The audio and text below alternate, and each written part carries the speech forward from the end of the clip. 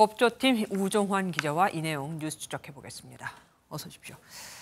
명품백을 받은 건 맞는데 처벌을 할 수 없다. 결국 처벌 조항이 없다. 이거 아닙니까? 네, 맞습니다. 청탁금지법상에 배우자가 금품을 받는 거는 금지되어 있지만 받더라도 처벌하는 조항이 없다. 그래서 김건희 여사를 처벌할 수 없다는 겁니다. 네. 이 불기소에 따른 부담을 의식했는지 오늘 검찰은 청탁금지법 입법 과정에서 이미 배우자 처벌 조항이 없다는 우려가 나왔었는데도 그때 반영이 안 됐었다면서 국회의 책임을 에둘러 지적했습니다. 그러니까 법이 미비하다 이겁니다.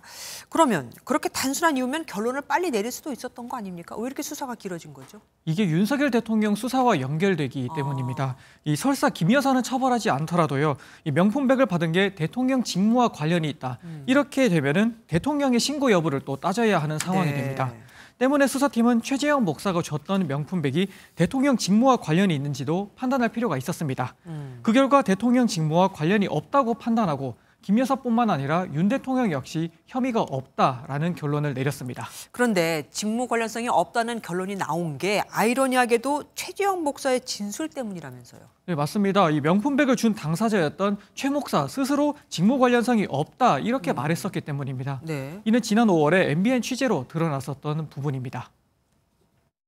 최 목사는 김 여사에 건넨 가방이 직무 관련성은 없었던 것인지 취재진이 다시 묻자 맞다고 확인했습니다.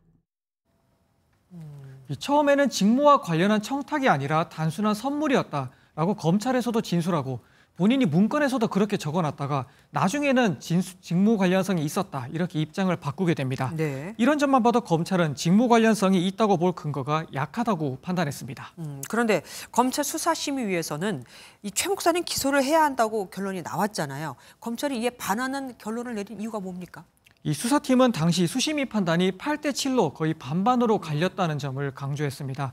여기에 기소해야 한다고 봤던 수심위원들의 경우에도 이 직무 관련성을 명확하게 판단한 건 아니라고 본다 이렇게 말하기도 했습니다. 네. 물론 이렇게 밝히면서도 이면에서는 이 받은 사람만 불기소하고 주는 사람은 기소할 경우에 대한 부담도 작용한 게 아니냐 이런 해석도 나오고 있습니다. 예, 결국 뭐 김건희 여사는 불기소로 결론이 났지만 그 과정이 참 깔끔하지 않았습니다. 문제가 있었죠. 네, 그렇습니다. 지난 5월이죠. 이원석 당시 검찰총장이 엄정 수사를 지시한 지 며칠도 안 돼서 윤 대통령은 서울중앙지검 지휘부를 대거 교체하는 인사를 단행했었습니다. 예.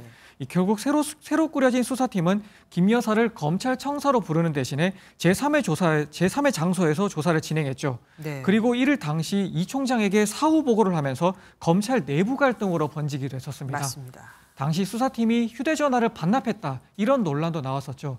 오늘 수사팀은 여기에 대해서 반납한 게 아니고 애초에 소지를 하지 않고 조사한 것이었다. 이렇게 일축했습니다. 어쨌든 오늘 결론이 나온 거는 명품백 수사입니다. 아직 주가 조작 사건에 대해서는 결론이 안 나온 거잖아요. 곧 결론이 나겠죠? 네, 주가 조작 사건 역시 검찰은 90명이 넘는 전주에 대한 전수조사를 끝내기 때문에 사실상 마무리 수순이라고 볼 수 있습니다. 네. 최근 나온 주가 조작 일당의 2심 선고를 참고하겠다고 했었는데 이 전주 중에 한 명인 손모 씨가 유죄 판결을 나온 게 변수가 되고 있죠. 검찰은 여기에 대해서 김 여사는 다른 사례라면서 무혐의 가능성을 내비치고는 있지만 최근에 김 여사와 주가 조작 일당 간의 여러 연락 정황 등이 추가로 나오고 있어서 이게 또 변수가 될 가능성이 있습니다. 네, 우종환 기자 수고하셨습니다.